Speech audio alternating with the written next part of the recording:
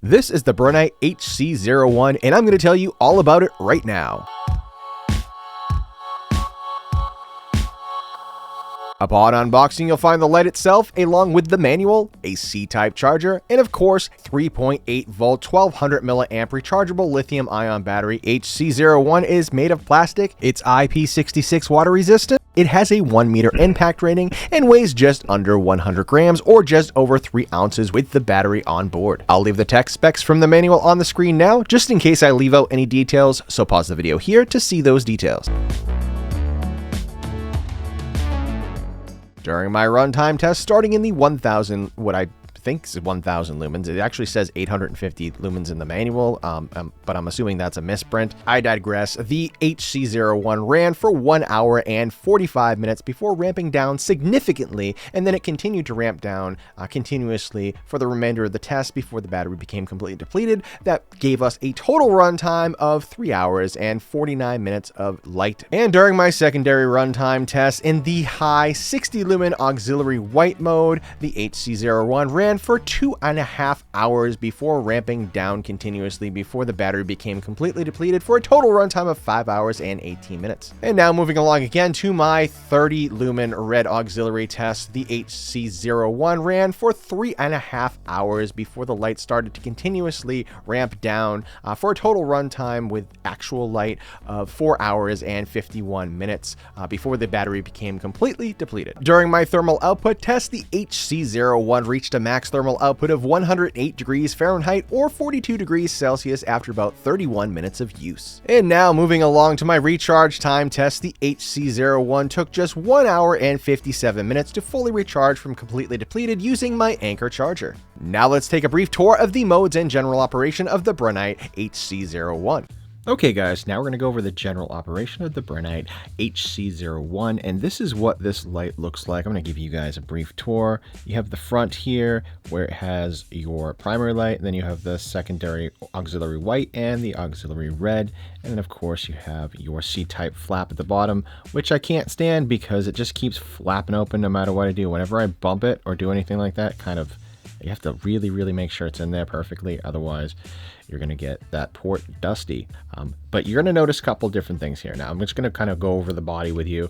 It does have a 360 degree rotating head here, which is a huge plus, because especially if you're like looking straight up or straight down or whatever, you're going to be able to see whatever you need to see. And the cool part about this is you can actually take this strap right off of the body of the light, right like that.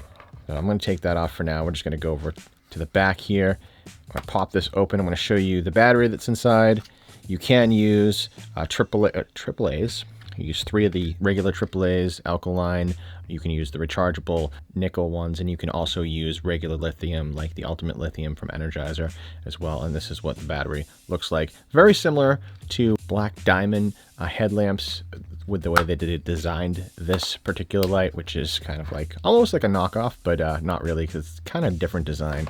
One of my pet peeves here that I just don't like about it is see how that whole front is a piece of plastic, and you can already see, if you look close enough, you got a little bit of scraping and scratching that's already starting. And I've been super gentle with this light because I'm reviewing it and I want to make sure that it looks good on camera before I do all the really heavy testing. And even during the light stuff, it started getting a little scratched up. So I didn't like that about it so far. But it does have 2 separate buttons up at the top. You have your auxiliary button here and your primary spot button there. I'm going to show you how that works right now. So in order to use the primary spot, you just press that light button on, and then you can hold it down. You'll be able to cycle through, and then we're at the low mode here. If you double click anytime, that's going to bring you right into turbo. Double click again, it brings you back into the previous mode that it was in before. Very simple, very easy to use. If you triple click 1 2 3, that's going to bring you into your strobe. Triple click again while it's in strobe, 1 2 3, that's going to bring you into your SOS. And then of course you press the button again to turn it off. If you want to go into the auxiliary modes, all you have to do is press the button, turns it on to whatever the last auxiliary mode it was in, and you can hold the button down like so. It'll cycle from the low to the high. If you want to use the strobe, or the flashing I should say, 1 2 3 is going to bring you over to that flashing mode.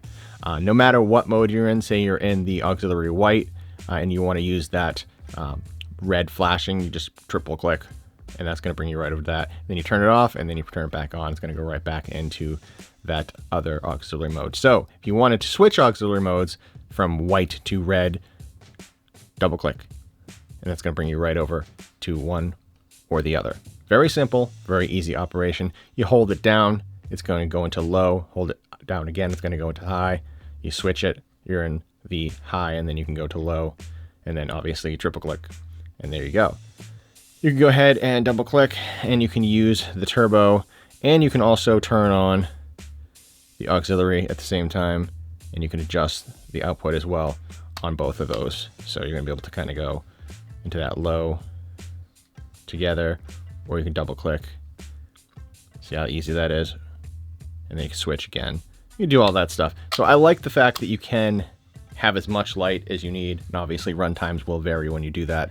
Now, elephant in the room here, this huge, oh, see, this is the thing I was talking about. It just popped open again for no reason. Silly thing.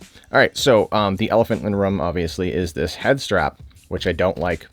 I'm just gonna be honest with you. I think it's different. I'm indifferent to the design. I don't really hate it, but I don't really like it.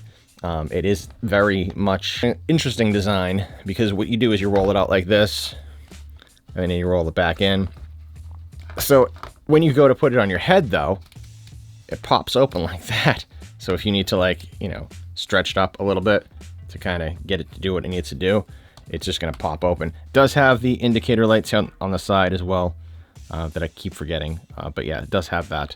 So you're gonna be able to see what you're doing. It has the quarters, 1, 2, 3, 4. And of course that brings us to our lockout mode, which if you press both of these buttons down at the same time, the light will flash, and now you're locked out. In order to unlock yourself, all you have to do is hold the buttons down again, it'll flash again, and now you're unlocked. Let's take it outside and see what it looks like in the dark. The HC01 has a max beam distance of 126 meters or 413 feet in what I'm guessing is the 850 or 1000 lumen spotlight mode. It also has a max candela of 4000 CD and appears to have a primary LED color tint of 6000K. Alright guys, I am outside with the Brinyte HC01, and this is what it's going to look like. I'm going to throw this into the 10 lumen mode, and we're 20 feet away from the railing in front of us here. I'm going to step it up to the 105 lumen mode. It's 105 lumens, 20 feet away from the railing. Step it up again. This is the 450 lumen mode. You can start to see out there with this headlamp, and that's pretty decent. Now I'm going to double click, throw this into the 1000 lumen mode, and as you can see, that's nice and bright. It lights up the entire porch here. Now we're going to test the red mode in the 10 lumen mode, 20 feet away from the railing. I'll hold down, I'm going to step it up to the 30 lumen mode. That's what 30 lumens looks like, guys. 30 lumens, that's crazy. That lights up the entire porch. Looks good. Now I'm going to roll over to the white mode. That's the 15 lumen mode right there for the white, and then this is the 60 lumen mode for the auxiliary white. That's just the auxiliary white, that's not the spot. So that's what that looks like. And obviously I can turn on the spotlight anytime I want. And now we're in the 60 lumen auxiliary mode, in auxiliary for white, and that's what it looks like when I walk around the porch. I'm going to throw this into the red mode now. And that is the 30 lumen red mode now. As you guys can see, that looks pretty cool. You can see everything around me. Looks good. Looks very, very nice. And now I'm going to throw this in the 1000 lumen mode. That's what the 1000 lumens looks like. Drop it down to the 10, take it up to the 1000, and that's what that looks like. Very cool.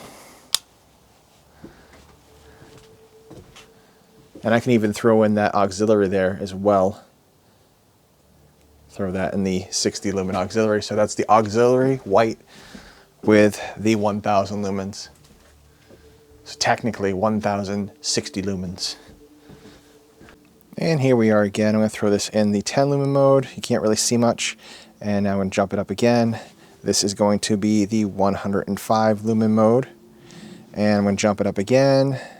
And that's going to be the 450 lumen mode. Now, 450, you can see out there, that's about 80 to 100 feet roughly to that tree line back there. 80 feet about there, and about 100 feet back there. Not bad. I'm going to jump it up again. We're going to go into the 1000 lumen turbo mode.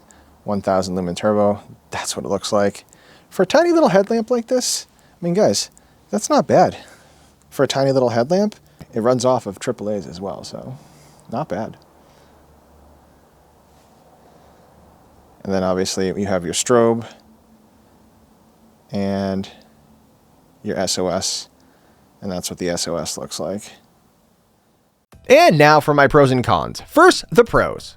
The light itself was easy to use, and it had some great outputs and great run times, and it was very user-friendly. I especially like the idea of being able to throw in a few AAA batteries when the juice on the rechargeable battery runs out. That's a very useful feature, and it's very similar to the Black Diamond headlamps that I've had on the channel in the past. Now for my cons. The head strap was a different experience to what we're all used to, so I'm indifferent about that feature. The other part that kind of bugged me was that it says 1000 lumens everywhere in the advertisements, but in the actual instruction manual, it says it has a max output of 850 lumens. So I don't know if it's just a typo or if they're trying to scam you. I really don't know, and I'm just not going to speculate, but at the same time, it's kind of annoying to run across. That being said, in closing, if you know what you're getting into here and you're considering the information that's in this review for reference, then the Brinyte HC01 is a decent headlamp that will probably be great for a lot of users.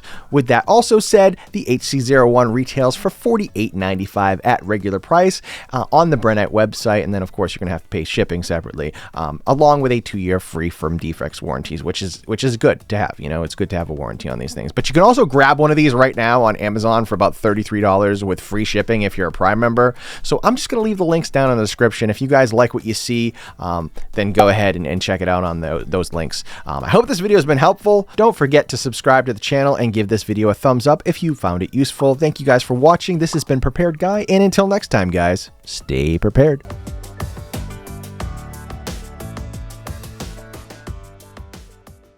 Hey there, thank you for watching. You can pat this cat.